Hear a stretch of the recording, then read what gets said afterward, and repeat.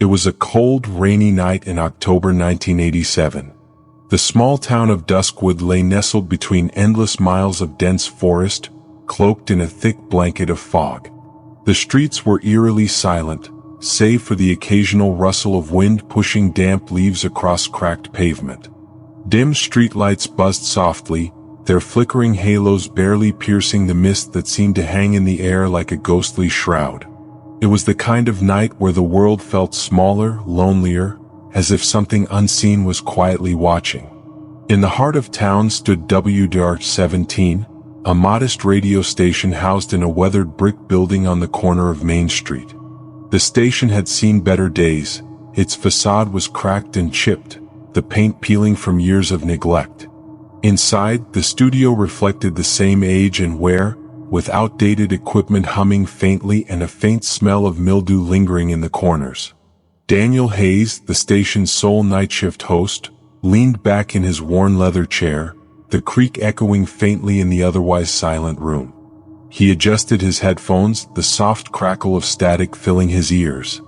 The glow of the console in front of him cast long shadows on the walls, bathing the room in a pale, artificial light. "Good evening, night owls," he began, his deep voice carrying a calm yet slightly tired tone.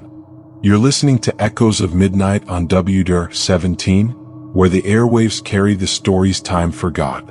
Tonight's theme, unsolved mysteries. Got a tale to share? Call in and let's hear your story." It was a routine Daniel had perfected over the years. The late-night shift wasn't glamorous, but it gave him the freedom to explore topics he loved. Ghost stories, local legends, the strange and unexplained. Over time, his show had garnered a modest but loyal following of insomniacs, truck drivers, and the occasional conspiracy theorist. For the first hour, the show ran as it always did. The crackling phone lines brought in the usual mix of callers. A retired miner claiming to have seen strange lights deep in the old shafts. A local fisherman spinning tales of a creature lurking beneath the lake's surface. And even a self-proclaimed UFO enthusiast ranting about government cover-ups. Daniel listened with polite amusement, occasionally chiming in with questions to keep the conversation going. Between calls, he queued up eerie instrumental tracks to fill the silence, their haunting melodies blending seamlessly with the low hum of the studio's aging equipment. He sipped his lukewarm coffee, its bitterness a small comfort against the creeping fatigue. Outside, the rain continued to fall in a steady rhythm, tapping softly against the window panes. Then at precisely 1:13 a.m., the atmosphere in the studio shifted. The console in front of Daniel flickered, the usual steady glow of its indicators replaced by erratic blinking. A low, static hiss seeped through his headphones, growing louder and more insistent with each passing second. Frowning, he reached for the controls, assuming it was just another technical glitch in the station's outdated system. "Damn thing," he muttered, twisting a knob to adjust the frequency. But instead of fading, the static seemed to morph, shifting into a pattern that was almost rhythmic. Then came the voice. It was faint at first, barely audible beneath the crackling noise.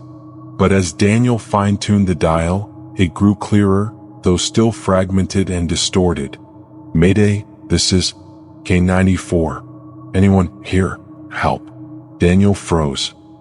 His heart thudded in his chest as he leaned closer to the console, his fingers hovering over the controls. The voice continued, broken by bursts of static. "Repeat, trapped, they're coming, can't escape, K94. Please." The name struck him like a bolt of lightning. K94. It was a name he hadn't heard in years, but one he'd never forgotten. The infamous radio station had been shut down in the late 1960s after a catastrophic fire destroyed the building, killing the entire crew. Official reports claimed it was an electrical malfunction, but the town's older residents whispered darker theories, that the crew had been broadcasting something forbidden, something that should have remained hidden. But this didn't make sense. K94 had been silent for over 2 decades. Its ruins were nothing more than a charred husk deep in the woods, miles from any working transmitter. Daniel's hands trembled as he adjusted the controls, trying to clear the static. The voice wavered, fading in and out like a ghost caught in the wires. "If you're out there, don't come looking for us." And then, just as suddenly as it had begun, the transmission ended. The console lights steadied, the static vanished, and the room was plunged into an unsettling silence. Daniel sat back in his chair, his mind racing. A cold sweat prickled the back of his neck. This wasn't just a random interference or a pirate signal. It felt deliberate, almost personal. But who could have sent it? And why now? Against his better judgment, he couldn't shake the feeling that the voice had been real. It wasn't the tone of someone pulling a prank. It was raw, desperate, and filled with a fear that made his own chest tighten. For several long minutes he sat there, staring at the console as if it might suddenly spring back to life. Outside, the rain had intensified, the sound of water pounding against the glass almost deafening. The world felt smaller, as if the walls of the studio were closing in. Finally, Daniel exhaled, his breath shaky. "What the hell was that?" he muttered under his breath, though no one was there to answer. He reached for his notepad, scribbling down the fragments of the transmission before they could slip from his memory. Kane 94. Trap. Don't come looking. The words stared back at him, heavy with unanswered questions. Deep down, Daniel knew he should just let it go. But curiosity was a powerful thing, and tonight, it was pulling him toward something far darker than he could have anticipated. The transmission from Kane 94 lingered in Daniel's mind long after the studio fell silent. He paced back and forth in the dimly lit control room, glancing repeatedly at the lifeless console as if willing it to spring back to life. The words "trapped" and "don't come looking for us" echoed relentlessly in his thoughts. He considered calling the police, but what would he even say? Reporting a decades-old radio station transmitting a distress signal sounded insane. His credibility as a radio host was fragile enough without adding paranormal conspiracy theorist to his reputation. Still, he couldn't let it go. He grabbed his worn leather jacket from the back of his chair, hesitating for just a moment before stuffing his flashlight and portable radio into his satchel. If anyone could track down the source of the broadcast, it was him. He had spent years working with radio frequencies and signal tracing.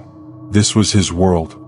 The cold autumn rain lashed against his car's windshield as he drove down the winding forest road leading out of town.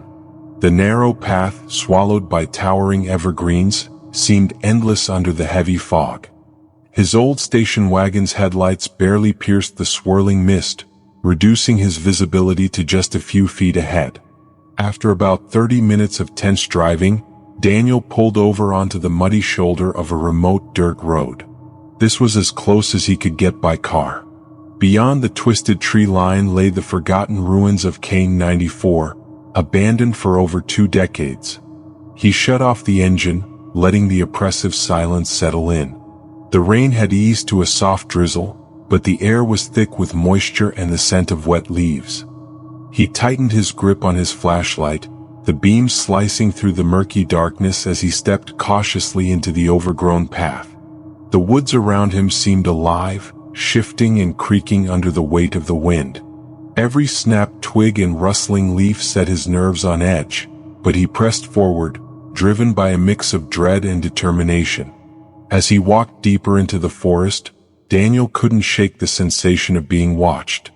The fog seemed to coil around him like cold fingers, muffling even the sound of his own footsteps. He tried to focus on the mission, trace the signal, find the source, and prove to himself that there was a rational explanation. After what felt like an eternity, he saw it. The skeletal remains of Kane 94 loomed in the distance, barely visible through the shifting mist. The dilapidated radio station sat at the base of a rocky hillside, its charred wooden exterior blackened by the long-forgotten fire. Jagged beams jutted out from what used to be the roof, and shattered windows gaped like hollow eyes staring into the void. Daniel approached slowly, his flashlight sweeping across the ruined facade. Nature had begun reclaiming the station. Ivy and moss crawled up the walls and twisted roots snaked through broken concrete. The front door hung loosely on its rusted hinges, swaying gently with the wind. He hesitated on the threshold, his breath visible in the cold air. Every instinct told him to turn back, to leave this forsaken place behind. But the memory of that haunting voice, pleading, terrified, drove him onward. Stepping inside, Daniel was struck by how eerily preserved some parts of the station were. Dust-coated equipment lay scattered across broken desks, their dials frozen in time. Old broadcast scripts and faded photographs littered the floor, warped by moisture but still faintly legible. He ran his fingers across one of the cracked consoles, half expecting it to spark to life. In the dim beam of his flashlight, he spotted something scrawled across the far wall in dark, smeared ink. "They listen." A chill ran down his spine. Was it a desperate warning from the crew, left behind in their final moments? Or something far worse, a message meant for him? Suddenly the static returned. Daniel spun around, heart pounding, as his portable radio buzzed violently in his satchel. He snatched it out, fumbling with the dial as the static surged and cracked, filling the room with an unnatural hum. Then, through the distorted noise, came the same broken voice. "Daniel, help, trapped, can't escape." His stomach dropped. Whoever, or whatever, was transmitting knew his name. Before he could react, the static morphed into something far more horrifying. A chorus of faint whispers, overlapping and overlapping as if countless voices were speaking all at once. The words were jumbled, fragmented, impossible to understand, but the desperation in their tone was unmistakable. Daniel staggered backward, nearly tripping over a fallen beam. His flashlight flickered, threatening to extinguish, leaving him alone in the suffocating darkness. The whispers grew louder, filling the empty hallways with a nightmarish symphony of suffering. Through the cacophony, a single chilling phrase rose above the rest.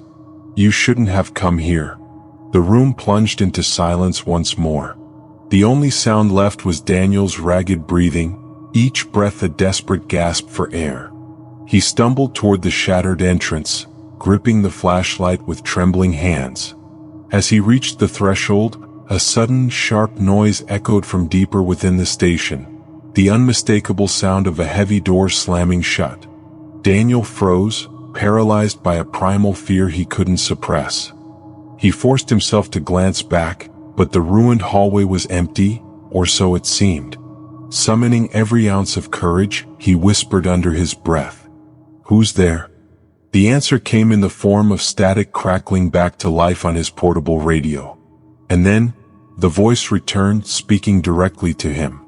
"It's too late, you're already part of the signal." The suffocating darkness of the ruined station clung to Daniel like a second skin. His flashlight's narrow beam barely pierced the oppressive shadows, creating twisted, shifting silhouettes along the decaying walls. Every creak of rotting wood and distant drip of water echoed ominously, making it impossible to tell where the sound was coming from, or if he was truly alone. His grip on the portable radio tightened, its static buzzing faintly in his hand like a restless spirit. He couldn't explain why he hadn't turned and run. Common sense screamed at him to leave, to forget he ever heard the transmission. But something stronger, more compelling held him there, the need to know. Driven by equal parts fear and curiosity, Daniel cautiously navigated deeper into the ruined station.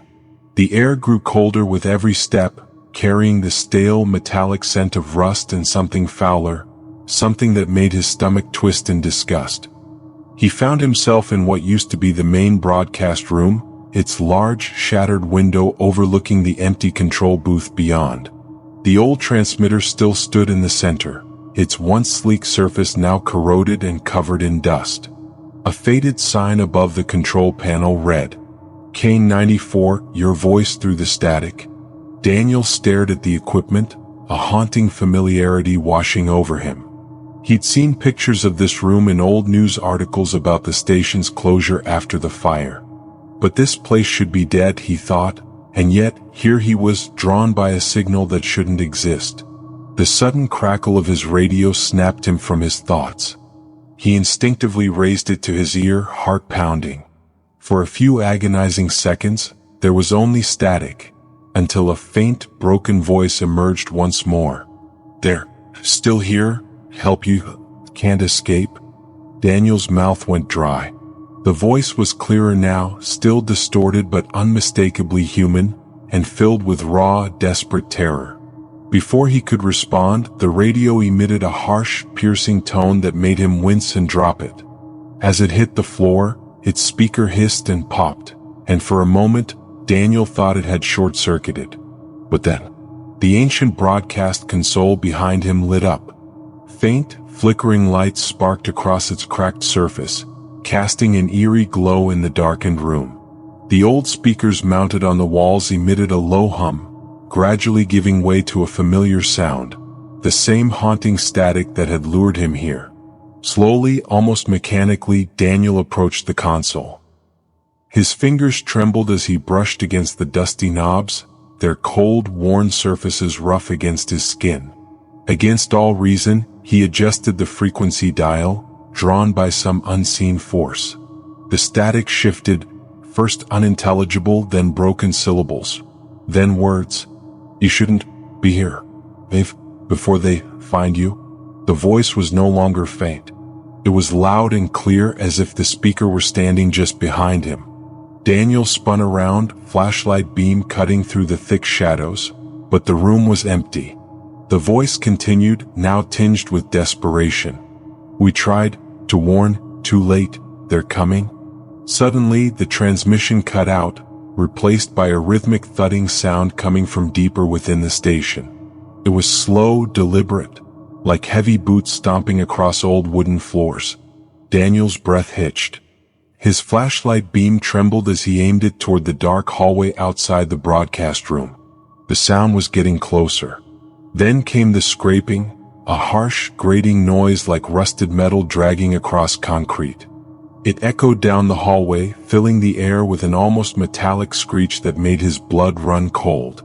Fighting the rising panic threatening to paralyze him, Daniel grabbed the portable radio from the floor and backed toward the far wall, his eyes locked on the doorway. Whatever was out there, it was coming for him. The room seemed to pulse with static, the old speakers crackling once again as the sound intensified. Through the haze of terror clouding his mind, he realized the broadcast was still running, live. Suddenly, the speakers emitted a distorted, garbled sound like a distant scream, warped and mechanical. His radio came alive again, but this time, it wasn't a voice calling for help. It was something else entirely. "We see you, we hear you." Daniel's knees buckled, his back pressing hard against the wall. He clutched his flashlight like a lifeline, its weak beam barely illuminating the doorway. The thudding footsteps stopped abruptly, plunging the station into an oppressive, unnatural silence. For a few agonizing moments, there was nothing but the faint buzz of static. Then a new sound emerged. Breathing. It was deep, guttural, and inhuman, coming from just beyond the doorway. Daniel's pulse pounded in his ears as he strained to listen, praying he was imagining it. But the slow, rasping breath continued, each exhale sending shivers down his spine. Then, a single word crackled through the speakers. "Run." The silence shattered as something slammed against the far wall with a force that shook the entire station. Daniel didn't wait to see what it was. He bolted toward the broken emergency exit at the back of the room, adrenaline propelling him forward. As he ran, the static followed him, filling the air like a living entity. The haunting broadcast seemed to chase him, distorted voices calling his name, mocking, pleading, calling him back. His feet pounded against the uneven floor as he reached the rusted emergency door. With a desperate cry, he rammed into it, forcing it open with a loud crash. He stumbled out into the cold, foggy night, gasping for air, heart thundering in his chest.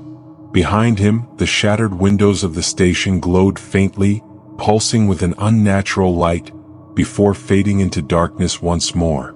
The oppressive silence returned, broken only by the sound of distant static, growing fainter. yet never truly gone. Daniel barely slept that night.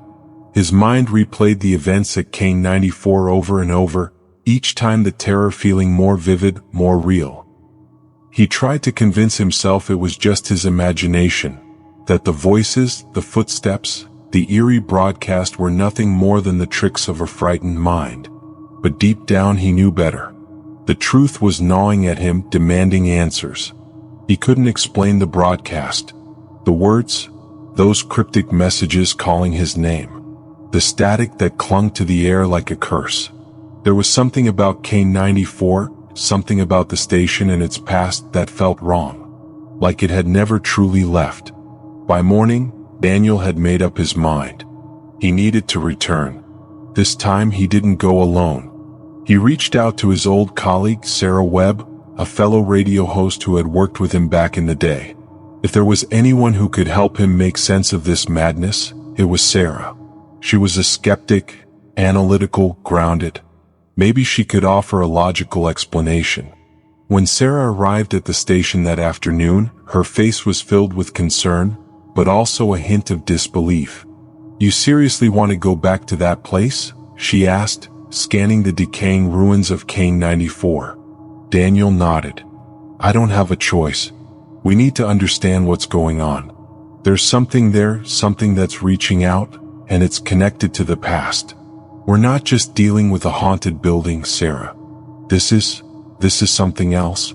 Sarah was quiet for a long moment. Finally, she sighed, glancing toward the crumbling building. "All right. But if I end up dead or cursed, I'm blaming you." Together, they walked back into the station. The fog from the previous night had thickened, shrouding the station in an almost impenetrable blanket. As they approached the front door, Daniel couldn't help but feel the same creeping dread settle into his bones. He had hoped that coming with someone else would somehow make it easier, but the air felt heavier this time, thicker. The place was alive in a way that made his skin crawl. The door creaked as they pushed it open, and once again, they were met with the eerie silence of the abandoned station. But this time, the silence didn't seem welcoming. It felt like an oppressive force, like the building was holding its breath, waiting for something. They made their way through the station, the sound of their footsteps muffled by the thick carpet of dust on the floor. Sarah's flashlight darted across the walls, illuminating the disarray of old equipment, papers, and broken furniture. The stillness was suffocating, the kind of silence that only deepens your fears. "What do you think happened here?" Sarah asked, her voice low as if afraid to disturb the dead. Daniel's eyes roamed over the wreckage, the scattered remnants of a time long past. "I don't know. But I think whatever happened here, it didn't end with the fire. There's something unfinished." His words hung in the air like a warning. They reached the control room, the source of the broadcast. The room was unchanged from the night before, its equipment still lit with an unnatural glow. The air was thick with static, filling the room with an oppressive hum. As Daniel approached the transmitter, the radio crackled to life once again. "Daniel?" He froze. The voice was back, unmistakable. The sound of his own name whispered in the static, taunting him, luring him.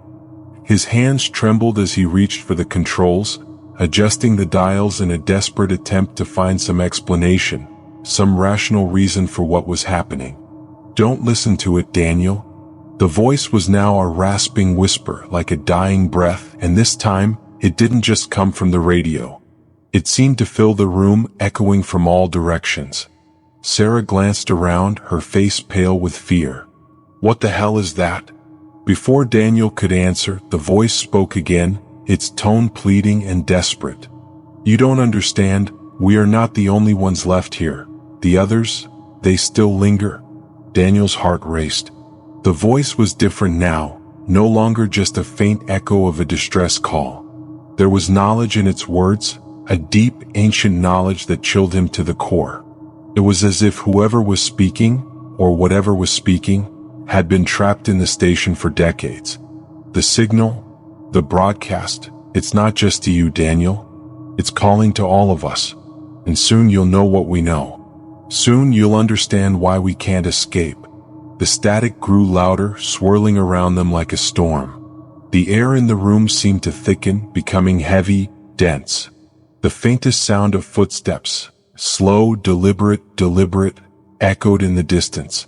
Sarah grabbed Daniel's arm, her voice shaking. "Daniel, we need to leave. Now." But it was too late. The door to the control room slammed shut with a deafening bang, trapping them inside. Daniel's flashlight flickered, casting twisted shadows across the walls as he fumbled with the lock. The whispers, the voices, were louder now, a constant cacophony that seemed to close in from all sides. "They never left," came the voice, now clear, forceful. "And neither will you." Suddenly the walls of the room seemed to shift. The control panel in front of Daniel began to distort, warping like melted plastic. The floor beneath them trembled, the entire station groaning as though it were alive. The temperature plummeted, and Daniel's breath came out in visible clouds of frost. He turned to Sarah, eyes wide with terror. "We need to get out now."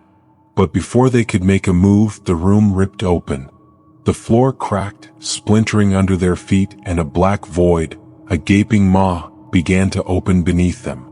It was as if the station itself was consuming them, pulling them towards some unfathomable darkness. The voices in the static merged into a cacophony of distorted screams, each one colder and more distorted than the last. With all his strength, Daniel grabbed Sarah and pulled her away from the void, but the building was collapsing. The lights flickered, then exploded, plunging them into total darkness. They could no longer hear the static, only the sounds of their frantic breathing and the crushing weight of impending doom. Daniel's flashlight died in his hands, and in that final, all-consuming silence, the last words of the voice crackled in his mind. "You'll never leave. You've become part of the signal now." The void beneath their feet seemed endless. Daniel's grip on Sarah tightened as the floor continued to crack and splinter, its foundations shaking violently as if the very earth beneath them was rebelling. The station's groaning creaks filled the air, a death rattle that echoed through every broken beam and crumbling wall. "Daniel, what the hell is happening?" Sarah screamed, her voice barely audible over the rumble of destruction. Her face was pale, her eyes wide with terror, and her breathing was rapid, like the air itself was suffocating her. "We need to get out, now," Daniel shouted, but his words felt empty against the overwhelming sound of the building falling apart. Every step he took was hesitant, the floor beneath him buckling like paper under pressure. But there was nowhere to run. No escape. The walls of the room pulsed with a strange, dark energy, as though the station itself were alive. The static, once a distant whisper, now roared in their ears, a thunderous, chaotic sound that vibrated through their bodies.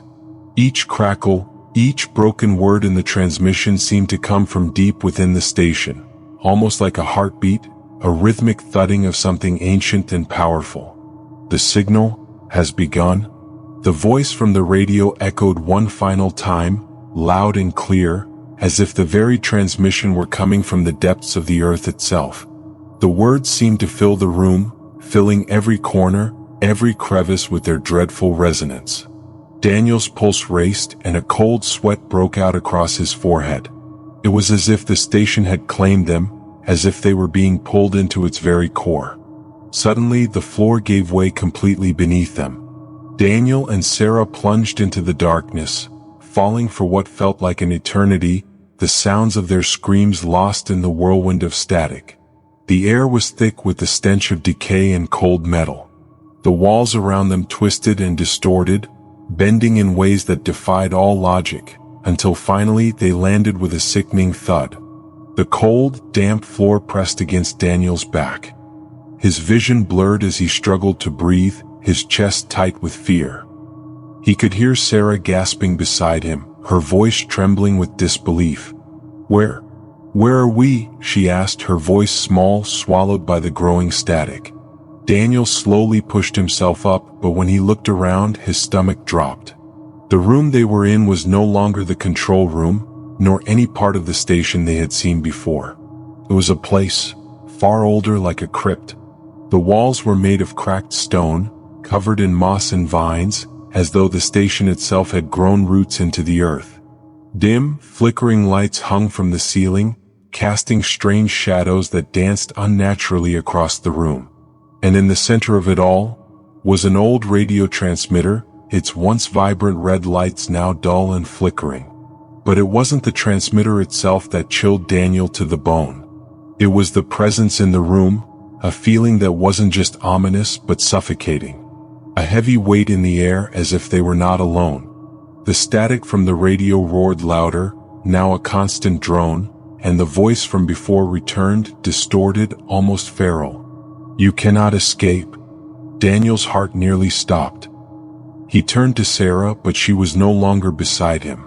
His stomach churned as panic surged within him. He called her name, but the only response was more static. He stumbled forward, the floor beneath him uneven and cold as his eyes frantically scanned the room. And then he saw her. Sarah stood in front of the transmitter, her back to him, her body stiff and unnaturally still. Her face was pale, her eyes wide and glassy, staring at the darkened transmitter with an expression of pure terror. "Sarah?" Daniel yelled, rushing toward her. But as he reached out to grab her arm, a cold, clammy hand shot out from behind the transmitter, not hers. The hand grabbed his wrist with inhuman strength, and before Daniel could react, something pulled him into the darkness. "You were chosen?" The voice whispered directly into his ear, the words both haunting and comforting at once. It was a voice that was familiar but not quite human. Daniel's eyes darted around in the blackness, but there was nothing to see. He could feel the cold, sharp presence closing in on him, like something watching him, waiting for him to understand. And then he heard it. A final, terrible scream. It wasn't Sarah's. It wasn't even his own. It was a chorus of voices, muffled and distant, all crying out in unison as though trapped in the very walls of the station. Their voices overlapped, their desperate pleas intertwining with the static, creating a maddening symphony of anguish. "Leave, leave, leave," they cried, but the words were distorted, twisted, like they were trying to warn him, or perhaps plead with him. The transmitter's red lights flickered once more, casting a blood-red glow across the room. The walls seemed to close in around him, the darkness thickening until there was no air left to breathe. Daniel struggled to move, but his limbs felt heavy, almost paralyzed. And then the final transmission began. "This is Kane 94. The last signal. You are not the first, and you will not be the last." Daniel's vision blurred as he was pulled deeper into the void, his consciousness slipping away like water through his fingers. The static around him swelled, enveloping him, drowning out everything else. The voices, the station, the darkness. It all melded together into a single final cry. "We will never leave." And then the static swallowed him whole.